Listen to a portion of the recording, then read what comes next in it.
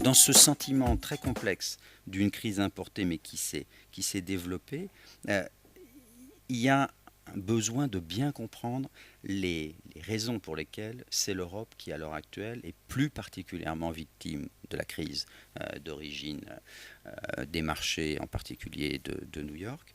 Et les trois explications, et donc qui sont à mon avis les trois enseignements à tirer de la crise, sont les suivants. Le premier, c'est que nous avons une épargne qui ne va pas suffisamment vers l'investissement productif. On est le continent, on parle beaucoup de la Chine à l'heure actuelle, autrefois on parlait du Japon, mais si on raisonne en termes de continent, on est le continent qui est le plus porté vers l'épargne. Donc nous sommes exportateurs nets de capitaux de façon structurelle.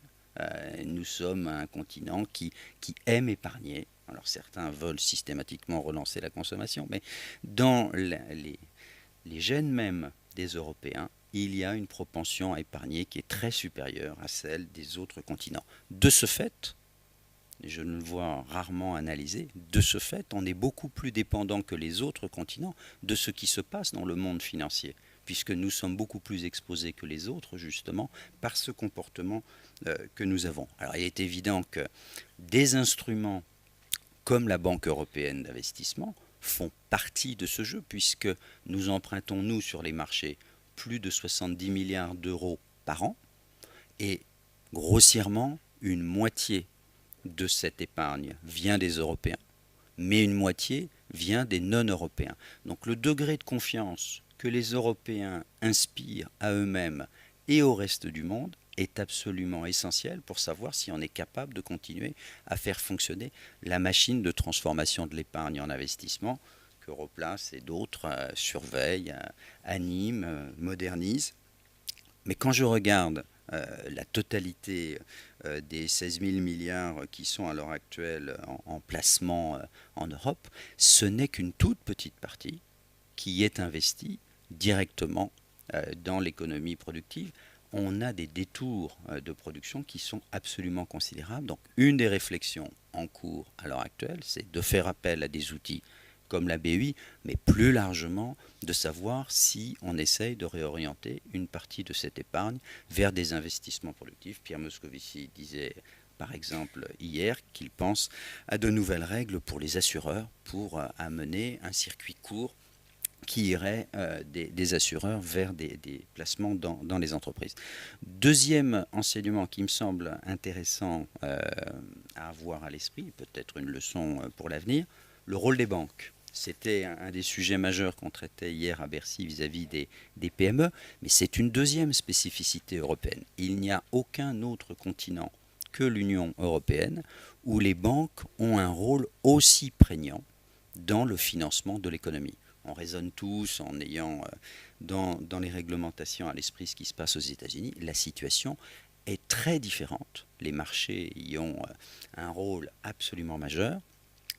En Europe, quel que soit le pays qu'on regarde, et c'est un des éléments d'unité de l'Union européenne, le financement bancaire est prédominant. Hier, certains disaient qu'en matière de financement des petites et moyennes entreprises, plus de 90% viennent du système bancaire. Et donc ça veut dire que quand le système bancaire subit une crise de confiance qui est due à une crise de liquidité, je ne reviens pas sur le détail de l'actualité des années 2007-2008 et ce qui s'en est suivi, par définition, un continent qui repose pour une bonne part pour son financement sur le système bancaire souffre plus que d'autres continents et donc on assiste à des phénomènes soit de sauvetage du système bancaire par intervention du secteur public dans des pays aussi improbables que la Grande-Bretagne qui ont nationalisé de façon assez surprenante alors qu'on n'a pas cette tradition en tête pour eux, que dans un pays comme la France, au contraire, on a un système bancaire qui a traversé la crise uniquement avec un programme de garantie, à l'exception près de Dexia.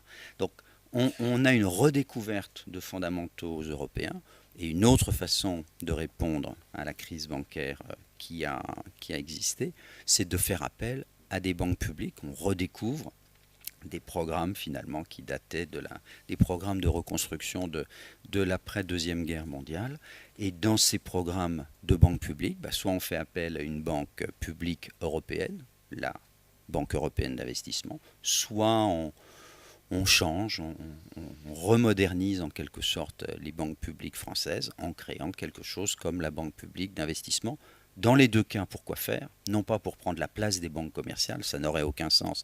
Je ne pense pas qu'on puisse remplacer les banques commerciales. Leur rôle peut marginalement se réduire, comme Arnaud l'a évoqué à l'instant, je pense qu'il restera central. Mais par contre, on peut les aider à passer le cap de la crise en allégeant leurs contraintes de fonds propres, en leur apportant des garanties, en venant les refinancer. Et donc c'est toute l'idée de la mobilisation dans laquelle nous sommes aujourd'hui et des accords que nous passons avec le système bancaire.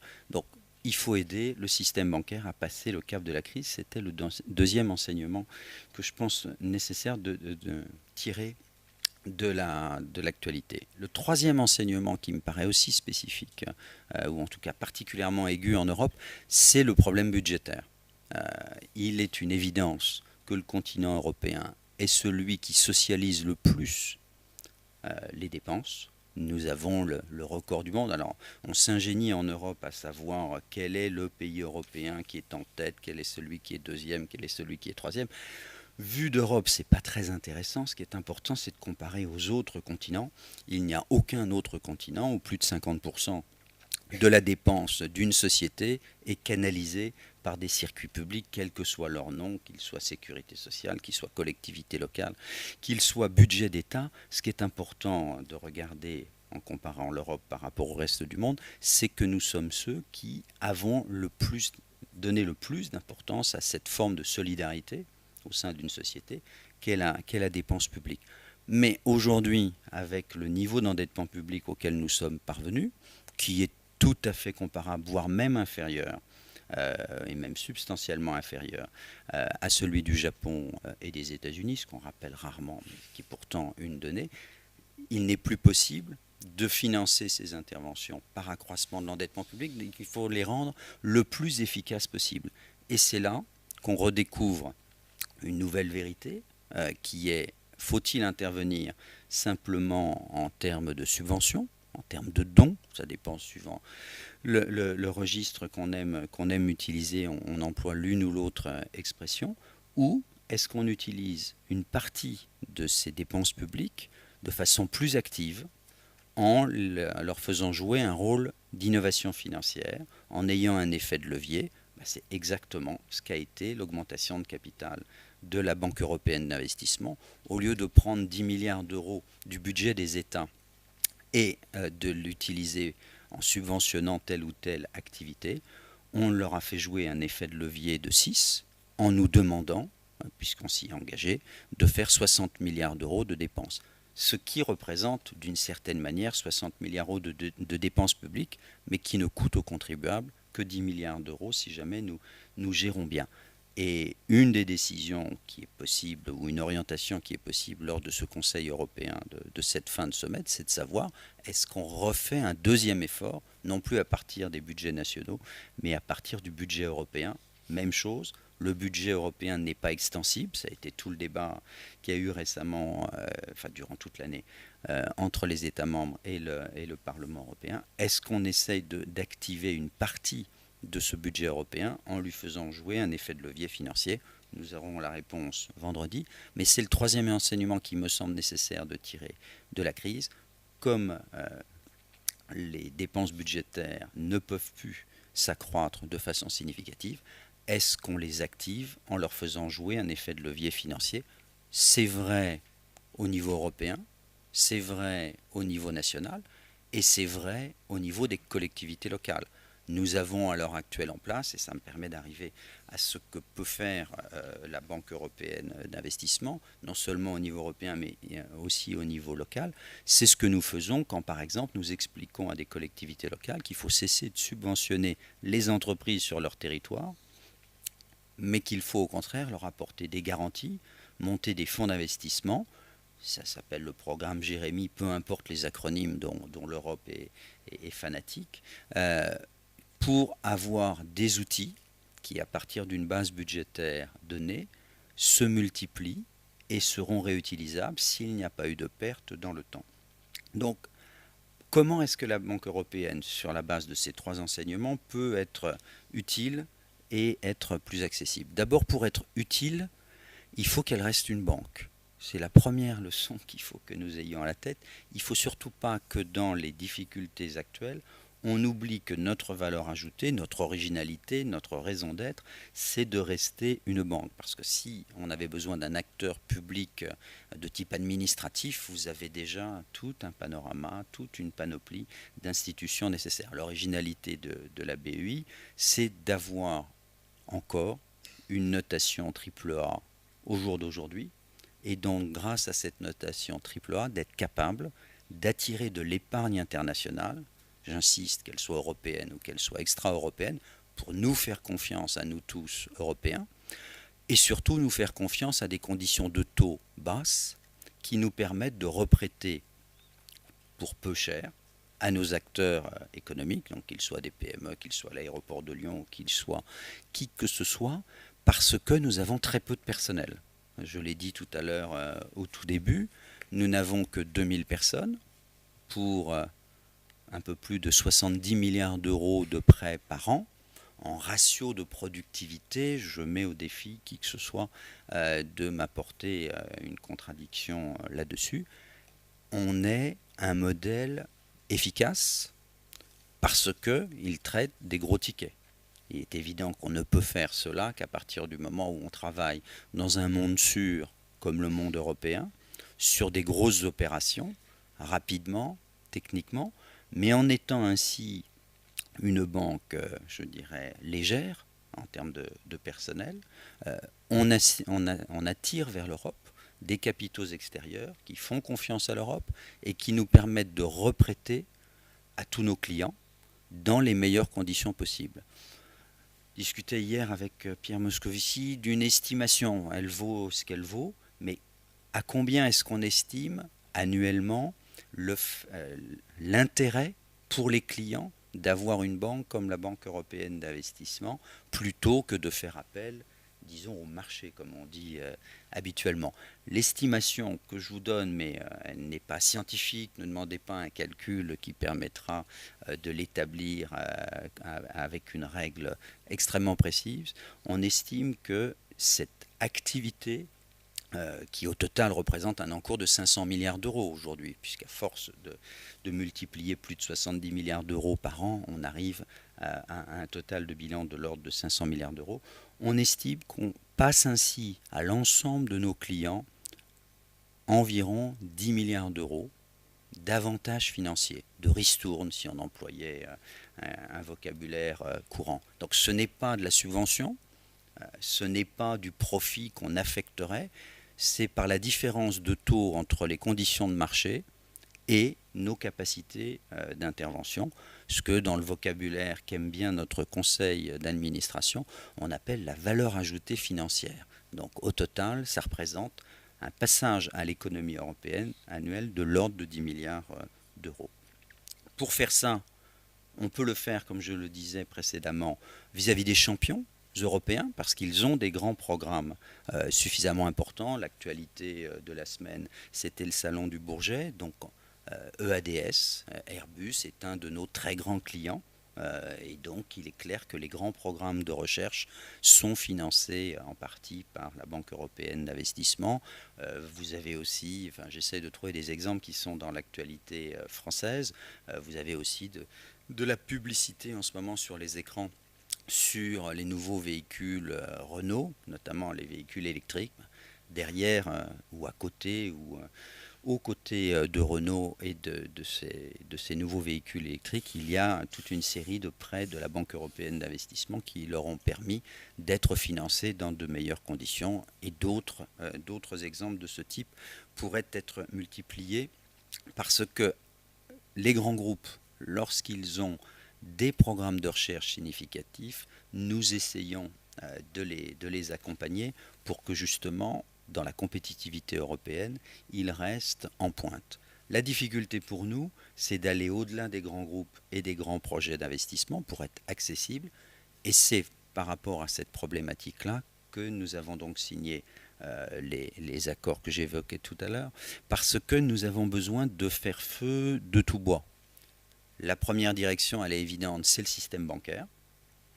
Nous avons réuni au mois de mars dernier au bureau de Paris que dirige Henri Marty-Gauquier l'ensemble des banques françaises en leur disant nous avons une capacité de prêt plus importante que les années précédentes, faites-nous remonter les programmes d'investissement que vous estimez être probables dans l'année 2013, 2014 ou 2015. Dites-nous quels sont les axes d'investissement en France qui mériteraient des produits qui pourraient être standardisés par les banques commerciales. Et ça fait ressortir, par exemple, je ne vais pas citer tous les sujets, mais ça fait ressortir, par exemple, qu'il y a un besoin d'investissement significatif en France au titre de l'efficacité énergétique. Nous avons tout un patrimoine de bâtiments absolument superbes en France, enfin qui n'ont pas des performances énergétiques remarquables. Et un des meilleurs investissements possibles, qui est peu facteur d'importation, qui est énormément facteur d'emploi et qui a un retour sur investissement rapide, c'est de retraiter ce patrimoine, que ce soit un patrimoine public, les écoles, les collèges, les lycées. Donc on travaille avec les lycées, les collèges et les écoles sur des prêts commercialisés par les grands réseaux bancaires pour permettre à ces collectivités d'investir rapidement. Ou pour les particuliers et les petites entreprises, il est clair que la couverture en panneaux photovoltaïques, par exemple, de toute une série d'équipements, lycées aussi, mais aussi fermes et autres, est une source d'investissement productif rapide qui a mérité d'être développée à l'heure actuelle. Donc les banques commerciales se mobilisent avec nous, mais nous vous avons voulu ajouter banque publique avec la Caisse des dépôts et consignations. C'est un tournant historique. Ce qui est assez étonnant, on se faisait cette constatation avec Jean-Pierre Jouyès, c'est qu'on coexiste depuis 55 ans. Bon, la Caisse des dépôts va bientôt fêter ses 2 siècles, elle. La BEI n'a que 55 ans, donc c'est une petite sœur européenne. Mais ça fait 55 ans qu'on va voir les mêmes clients publics, puisque là je parle que du secteur public, et on n'a jamais organisé cette coopération. C'est pas très efficace. Je suis sûr que s'il y avait eu un rapport d'élèves de l'ENA sur le sujet, on nous aurait dit mais qu'attendez-vous? Il aura fallu attendre l'arrivée de Jean-Pierre Jouyet à la Caisse des dépôts et consignations pour avoir un directeur général de la Caisse des dépôts qui accepte de penser que Europe et France doivent s'aligner, doivent additionner leurs moyens au lieu de se mettre en concurrence systématiquement. Donc j'espère que les équipes de part et d'autre vont effectivement traduire en propositions conjointes aux élus de tous les niveaux de collectivités publiques que vous pouvez imaginer, des programmes conjoints pour faciliter. Là encore, pour ne citer qu'un exemple, un des enjeux qui nous semble important, c'est le déploiement du numérique en France.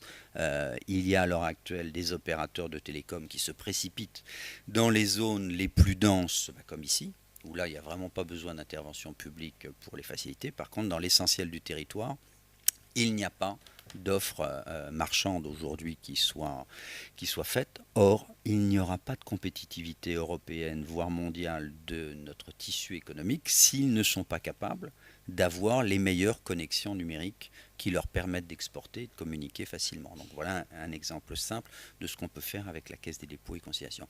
Et enfin, dans l'actualité, les PME, les réunions que nous avons eues hier à Bercy, c'était pour dire nous sommes très loin des PME. Nous n'allons pas leur dire de venir à Luxembourg nous exposer leurs projets, ça n'aurait aucun sens.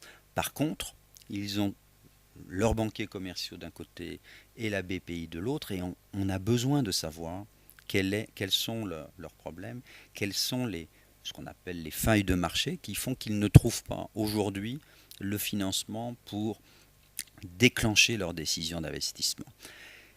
Des sujets extrêmement différents pour accompagner des entreprises extrêmement différentes, mais ne retenez là encore qu'un exemple. Nous avons à l'heure actuelle en Europe la spécificité d'être les champions du monde des inventions technologiques. Nous estimons avec la Commission européenne et puis les grands groupes européens que 30% des brevets à forte composante technologique sur les nouveaux matériaux, sur les biotechnologies, etc. 30% des brevets dans le monde sont inventés en Europe. Mais seulement 10% d'entre eux donne lieu à des productions industrielles en Europe. Donc on a une déperdition absolument considérable entre le moment où les gens sortent de l'université ou des laboratoires de recherche et ont eu le concept, voire même le brevet, et le moment où ils passent à l'exploitation industrielle. Et on voit, c'est une des tendances très, très, très fortes, et on voit cette relocalisation de ces productions industrielles au profit de l'Asie. Si nous sommes capables, avec la Commission européenne, avec les banques commerciales, avec des outils comme la BPI, de faire en sorte que ces jeunes ingénieurs, ces jeunes chercheurs trouvent les moyens de se financer de la start-up au développement, on ne gardera pas 30% de la production industrielle en Europe, ça je n'y crois pas. Mais l'objectif est de 20%.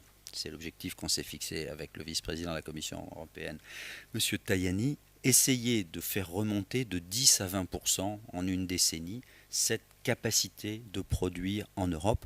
Et on voit des industriels qui sont demandeurs, mais qui sont bloqués parce qu'ils ne trouvent pas le système financier. Donc c'est une des contributions que la BEI peut apporter au retour de la croissance. Où est-ce qu'on en est? On n'est que le 25 juin.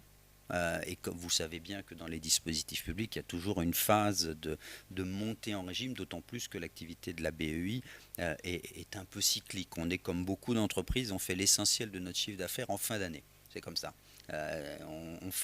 On essaye de tout faire pour accélérer en début d'année, mais la cyclicité de notre activité fait qu'on est toujours amené vers le dernier trimestre. Mais comme on est le 25 juin, je vous dois quand même des chiffres au jour d'aujourd'hui. Au jour d'aujourd'hui, on a fait 80% de plus que l'an dernier. Donc, ce discours de mobilisation n'est pas une chimère, c'est une réalité. Au jour où je vous parle, nous avons signé 2,9 milliards d'euros de prêts, quand l'an dernier, à la même date, nous n'avions signé que 1,6 milliard. Donc, quand j'ai dit au tout début de mon intervention, on veut passer de 4,3 milliards d'euros en 2012 à 7 milliards en 2013, je le maintiens, je pense même qu'on arrivera à le faire, voire plus. Et donc cet engagement est une réalité. Ça veut dire quoi? Ça veut dire que nous espérons sur les PME doubler notre effort dans l'année 2013. Nous étions à 770 millions d'interventions en 2012. J'espère que nous passerons le cap du milliard 5 en 2013. Ça veut dire, et évidemment, les accords que nous avons signés hier vont y contribuer. Et si jamais l'argent qu'on a mis à disposition hier est vite utilisé, on y reviendra, surtout si le Conseil européen de fin de semaine nous donne encore plus de moyens. Donc ce qui est vrai des PME est vrai également des grands groupes industriels.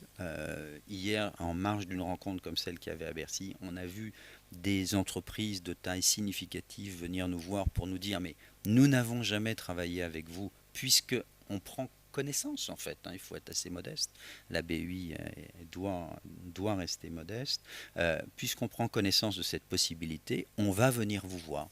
Et donc au bureau de Paris, pour la première fois de l'histoire de la BEI, on a mis 2 agents opérationnels, un pour le secteur privé, un pour le secteur public, qui peuvent répondre assez rapidement à est-ce que c'est un projet sur lequel la BEI pourrait intervenir, oui ou non? Est-ce que c'est un projet sur la BEI pourrait intervenir via des intermédiaires ou en direct? Ils ont cette mission. Donc ça c'est pour les entreprises. Et sur les infrastructures d'utilité collective, pour les collectivités publiques, j'espère que tout le travail pédagogique que nous avons fait, notamment au niveau des régions, puisque désormais nous travaillons avec toutes les régions de France, va porter ses fruits. Il faut éviter que la France ne soit victime de son calendrier électoral. On est déjà en préparation des futures élections municipales. Il va y avoir les élections européennes, il va y avoir les élections sénatoriales, vont suivre ensuite les élections régionale, voilà, j'espère ne pas en avoir oublié. Il ne faut pas que le cycle d'investissement public soit pénalisé par tous ces rendez-vous. Et donc, on passe le message maintenant, venez nous voir vite, pour justement ne pas reporter à après 2015, quand l'essentiel de la crise aura été passé, pour venir nous présenter vos projets. Donc voilà la mobilisation dans laquelle nous sommes à l'heure actuelle. Et comme je vois que le temps a largement passé, je vais raccourcir ma conclusion pour simplement vous dire que grâce à vos questions, j'espère dissiper, je dirais, tout brouillard qui existerait encore sur la proposition que fait la BEI Dans cet état d'esprit que j'ai évoqué au début, fixer l'épargne vers l'investissement productif en Europe, remotiver le secteur bancaire et activer les dépenses budgétaires pour qu'on soit collectivement plus efficace. C'est ce qui nous semble être intéressant à l'heure actuelle et je suis à votre disposition pour donner toute précision.